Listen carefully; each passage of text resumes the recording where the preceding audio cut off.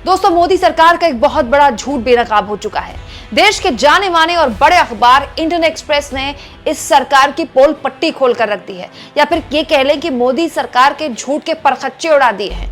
दोस्तों, जो खुलासा इंडियन एक्सप्रेस ने किया है आज के अपने एडिशन में, उसके बाद इस सरकार के आगे एक बहुत बड़ी मुसीबत खड़ी हो गई है।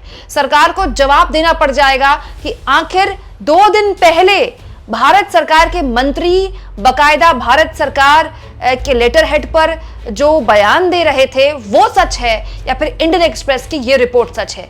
यकीन मानिए दोस्तों, एक ऐसे दौर में जब पूरा का पूरा मेन स्ट्रीम मीडिया सरकार की गोद में न केवल खेल रहा हो बल्कि उसके तलवे चाट रहा हो, एक ऐसा अखबार इंडियन एक्सप्रेस और उसके रिपोर्टर बधाई के पात्र हैं जिन्होंने बहुत ही शानदार खबर छापी है। एक ऐसी खबर जो आंख खोलने वाली है, एक ऐसी खबर जो हमें बताती है कि सरकार की कथनी और करनी में कितना बड़ा फर्क होता है। दोस्तों, जय मजूमदार इंडियन एक्सप्रेस के पत्रकार हैं जिन्होंने एक बहुत ही शानदार खबर छापी है जिसके जरिए इस सरकार की कलई खुल गई है।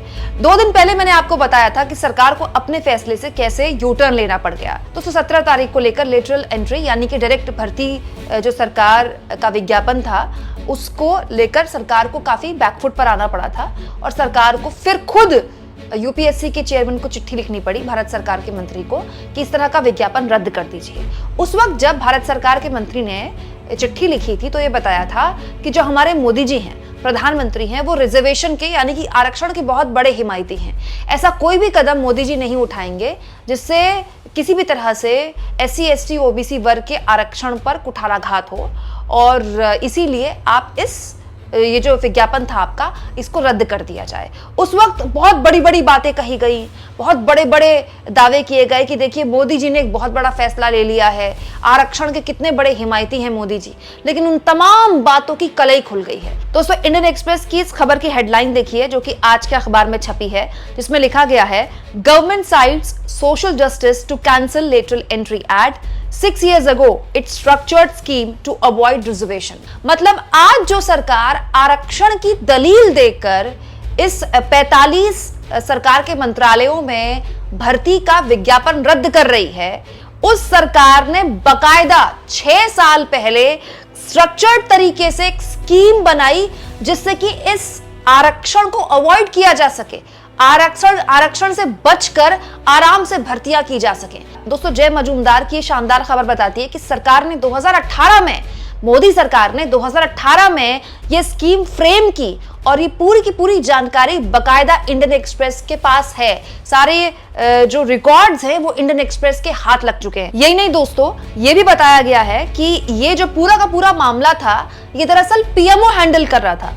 मतलब प्रधानमंत्री नरेंद्र मोदी का कार्यालय हैंडल कर रहा था, नीति आयोग हैंडल नहीं कर रहा था। मतलब ये जो सब कुछ हुआ है ये PMO ने किया है, प्रधानमंत्री के दफ्तर ने किया है, नीति आयोग ने नहीं किया है।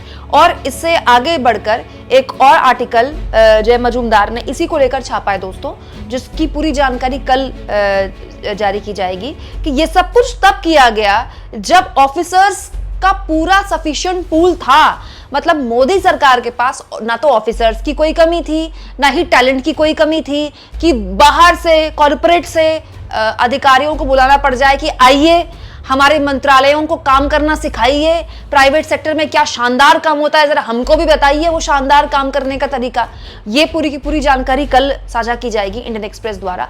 लेकिन ये खबर अपने आप में इस बात का प्रमाण है दोस्तों कि मोदी सरकार की कथनी और करनी में कितना भारी फर्क है। तो बड़ा सवाल ये है दोस्तों कि अगर ये विज्ञापन जारी ना होता, राहुल गांधी, अखिलेश यादव, तेजस्वी यादव जैसे विपक्ष के नेता इसे लेकर आपत्ति न जाहिर करते, खुद मोदी जी के सहयोगी चिराग पासवान और नीतीश कुमार की पार्टी जेडीयू जैसे लोग इस पर आंखें न तरेरते, तो मोदी सरकार फैसला वापस न लेती।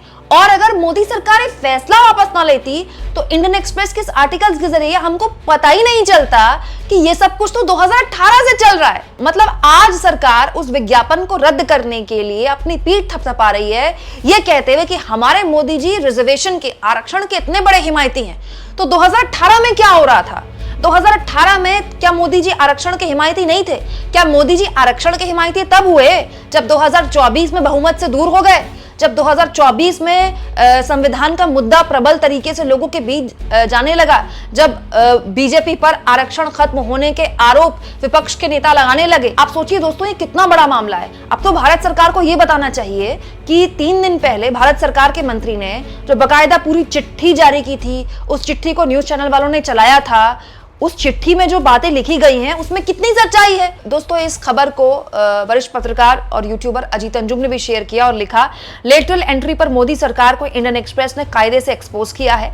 ऐसे अखबार बधाई के पात्र हैं जो इस दौर में भी सरकार के झूठ, फरेब और पाखंड को उजागर करते हैं। 6 साल पहले खुद ही मोदी सरकार ने लेटरल एंट्री में आरक्षण के प्रोविजन को किनारे किया था और आज जब दबाव में घुटने टेकने की बारी आई तो थोथी दलीलें दी जा रही हैं। जय मजूमदार की रिपोर्ट पढ़िए। यही नहीं दोस्तों, वरिष्ठ पत्रकार और यूट्यूबर रवीश कुमार ने भी इस मसले पर मोदी सरकार को आईना दिखाते हुए कहा है, एक्सप्रेस की एक खबर बताती है कि लेटरल एंट्री लेते समय मोदी सरकार ने किस तरह आरक्षण के प्रावधानों को अनदेखा किया।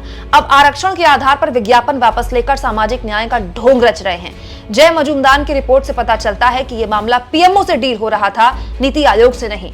तो बड़ा सवाल यह है दोस्तों कि वो चिराग पासवान जिन्होंने इस विज्ञापन का विरोध किया और उसके बाद उस दबाव के चलते मोदी सरकार ने 45 पदों के लिए इस तरह की डायरेक्ट भर्ती को कैंसिल किया, और उसके बाद जब मोदी सरकार ने कैंसिल किया तो चिराग पासवान तो मोदी जी की बहुत तारीफ कर रहे थे। ये कह रहे थे कि प्रधानमंत्री का मैं धन्यवाद कहना चाहता हूं, प्रधानमंत्री बधाई के पात्र हैं, प्रधानमंत्री ने एक मिसाल पेश की है, सरकार ने एक मिसाल पेश की है।